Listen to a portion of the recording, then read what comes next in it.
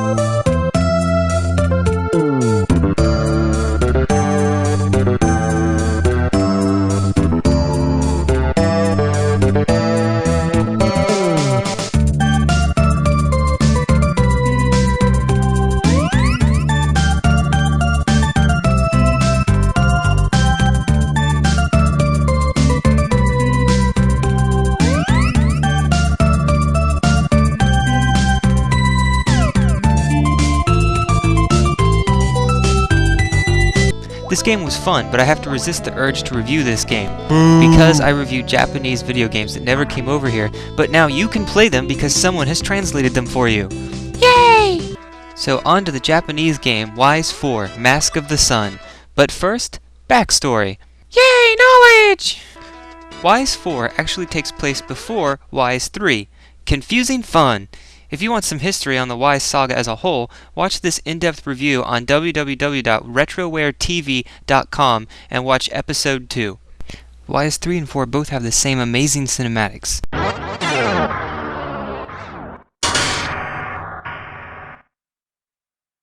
But whereas Wise 3 was a side-scroller, Wise 4 is actually shown overhead, and instead of hacking and slashing your sword, you must ram straight into your enemies. You heard me. Ram them. You hold out your sword and at all times just run and stab into things. But you want to attack your enemy from the side, like this. And he takes danger and bounces away from you. However, if you attack him head on, like this, you lose energy and bounce away from him. This method of attacking was how the original TurboGrafx 16Y games were played, and Wise 3's side-scrolling was the radical change to the series. But watch this cheat you can do to one of the bosses because of this method of attack. Okay, I know plot's important, but the last thing I want to do is die and then have to suffer through this for 5 minutes before I can fight you again.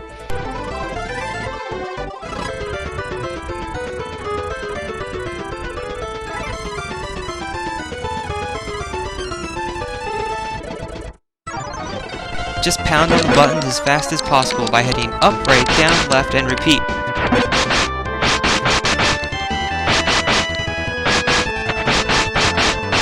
Luckily this wasn't the end boss. He's much harder, but more on him later. Aside from running and stabbing, you also have magic.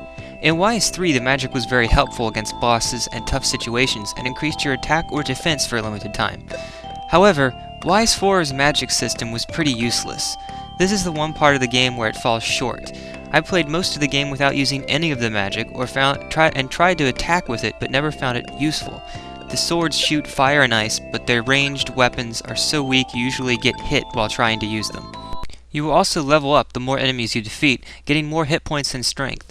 Soon, enemies become so weak that you can run at them head-on and not take damage, and even later on, you can run at them head-on and kill them. The story involves you finding a bottle with a message inside that asks for help. You seek out the country on that message. Along the way, you find the girl who wrote the message, and she tells you that someone close to her has turned evil. Later, you even see he has 3 wizards helping him. They kick your ass and leave you for dead. You learn of the history of the continent and about the motivations of the villains as you progress, and it's much better to find out for yourself as the events unfold. The graphics are great. They look extremely well polished, though it's hard for me to judge a game on its graphics unless they interfere with the gameplay, or just look very horrendous. It's usually hard for me to judge the graphics of a game because I always think that they're so cool. Awesome! Gnarly! Bodacious! Far out, man! Wicked cool! Cool beans! And just to show you how out of date I am with today's video games, I just played Riven Mist 2 for the first time, and those graphics blew me away. That should give you some idea as to how I am with graphics, and why I will never be reviewing them that much in my videos. But the best part of the graphics for this game was definitely the anime-style beginning and ending sequences. The overall gameplay is very simple, as all you do is run into creatures, then go buy a new sword, armor, or items, and this simplicity makes it very easy to pick up. The game is also less than 15 hours, so it doesn't drag the game on to the point of monotony and boredom.